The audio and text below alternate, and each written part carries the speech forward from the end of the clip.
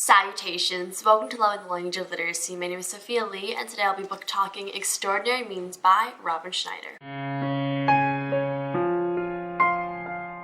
Extraordinary Means came out on the 26th of May and has a 4.09 average Goodreads rating.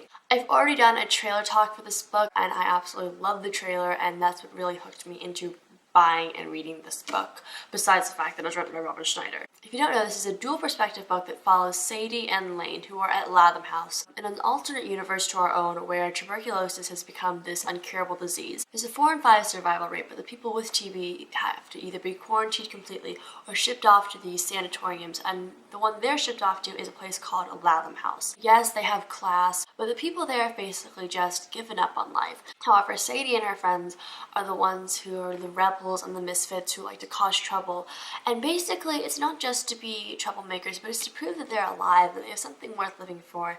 They sneak into town to get coffee, they steal Wi-Fi, they stay up after hours, and when you're fighting a disease, that really is what you have to do just to stay sane, basically. When Lane is diagnosed, he comes to Latham House, and he and Sadie have this history that is not necessarily good, not necessarily bad, and they have to work through it, but they do eventually get together. That's not a spoiler, it's in the synopsis, and they have quite an interesting love story. Before I left for Sweden, which is actually where I am right now, hence the different background, I was given a 20% off Barnes & Noble coupon, and I knew that I had to spend it because it would expire while I was in Sweden, so of course, if I'm given a Barnes & Noble discount, I'm going to buy something. While this was my third most anticipated book of 2015, I really didn't want to buy it because I'm almost afraid that if I won't like it and then I'll just be stuck with it, especially if I'm going to splurge on the hardcover copy. But I ended up getting a 30% off discount, and I was like, I've got to read it. What made me read it immediately was the dedication, and I actually have a whole blog post. I can finally save a blog post or something. I haven't written one in ages. What made me read it was this dedication here, and it was for Daniel, who asked which book I recommend he read on an airplane, and I finally have the answer. This one. First of all, it's a great dedication. I would love to write myself, and second of all, if she's recommending other people to read on an airplane, I'm going to be on an airplane, why don't I read it? So, obviously, common sense, duh. I ended up reading the entire thing on the airplane / in the airport, and I really enjoyed it. If you're on the fence between buying a hard copy or just getting it from your local library, I would say you have to have read the beginning of everything, and if you liked that, or if you enjoyed it, definitely pick this one up. I wasn't as affected by Extraordinary Means, and I'm going to get into this later, because I'd read the beginning of everything, and I kind of feel like she couldn't have topped herself with the beginning of everything, because that was an absolute masterpiece. But she did come really close with Extraordinary Means. Now I advise you to go away if you haven't already read this, because I don't want you to be spoiled, because this is just such a nice book. It has really good character development and an overall just very solid arc that I would highly recommend. So come back when you've read it so we can discuss it. Goodbye, non-spoiler people. Hello. Anyways, I just want to say that this had such a predictable plot because we all knew that something was going to happen to one of the characters. I mean, we've read The Fault in Our Stars, or at least heard of the plot. Bringing up The Fault in Our Stars, I want to say that if you've read it, I would advise reading this one too. It's a good book, but in no means, and I will always say this, even for books that I didn't like at all, that this was nowhere near The Fault in Our Stars, because I feel like once you've gotten into this disease niche, like cancer or even TB, you're kind of like, oh, I've been there, done that, but really, no matter what the disease is, or no matter if it's still cancer, there will be a new perspective because this is a new author, and unless they're deliberately trying to copy, it will not be the same type of book or the same book at all. The title gave absolutely everything away. Around a quarter through the book, when Sadie and Lane were having their conversation in French, they brought up the Extraordinary Means and then that one tuberculosis drug that they thought might work that had a 25% chance of killing someone or a 25% chance of saving them. Obviously, they said Extraordinary Means there,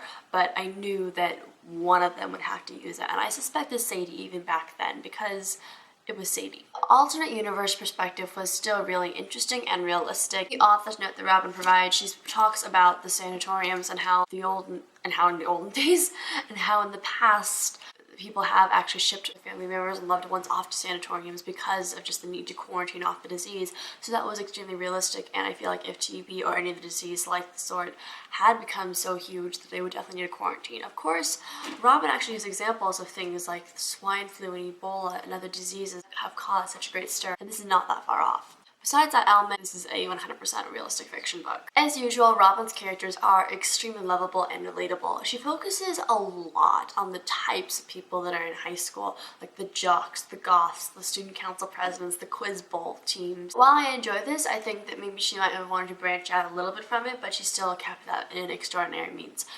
I want to say refer back to the beginning of everything with Ezra Faulkner, who was the star tennis champion, class president, the golden boy of his high school. And there was Cassidy, who was of course the artistic, intelligent, gallivanting girl that just turned his whole life around and just changed his perspective entirely. However, what I was disappointed by was the dynamic felt very similar between Lane and Sadie, because Lane was the absolutely 100% obsessed with his grades, perfectionist AP guy, and he basically just had his life taken from him by just filling it up with occupations such as like clubs and humane societies and volunteer work and just everything that would make him look good on his college application. And then there was Sadie, who was the kind of classic, oh, I was such a dork when I was little, but now I'm an independent woman who looks like the girls on Tumblr and I'm strong and cool and pretty. While she had a lot more depth to her character, in terms of the type of character Robyn was trying to fulfill, that was all she was. And I really thought that there should have been something different, because the same way that Cassidy brought Ezra out of his shell, Sadie did that also with Lane. Something I want to bring up that I love about Robyn is she not only gets the teenage experience, she gets the living experience. She uses these phrases and metaphors and analogies that are just so encapsulating of life in general and what it's like going through life. And she's basically just a master at figurative language. And I don't even want to call it figurative because it's not just like simile and metaphor, but with just describing something that we've all experienced, we've all felt, usually it's an emotion, and just wording it perfectly so that we all understand it. We finally have some way to describe it in words and not just like trying to bumble with our language. What I do want to say is that I gave this a 4.5 out of 5 stars, actually just 4 out of 5 stars in Goodreads, because let's face it, I didn't love it. The distinction between Sadie and Lane in terms of their narration was definitely not what it could have been. Since Legend by Lou, I've always expected something much more when it comes to dual perspective, and that wasn't fulfilled for me. I could pretty much map out the different events in their relationship, just because this type of story has been there, done that before, with the whole begrudging friendship to a romance to falling out of love that leads to a climactic ending, especially with the whole disease trope that was going on. What I do want to say is I would most definitely recommend this book, even if you're done with the disease tropes, even if you're done with the romances, even if you know exactly what's going to happen and I've spoiled you for the ending. I would still recommend this book to you because it's so well written, and just to have the relatable quotes and everything that Robyn Schneider paints in her wonderful picture in this book, I would highly recommend it. Tell me in the comments below if you read the beginning of everything, if you're going to read this book, if you know what I mean by the whole disease tropes and relatability of characters, and if you've gotten pretty much tired of such predictable plots. Anyways, keep calm, read on, and I'll see you in a video soon. Goodbye!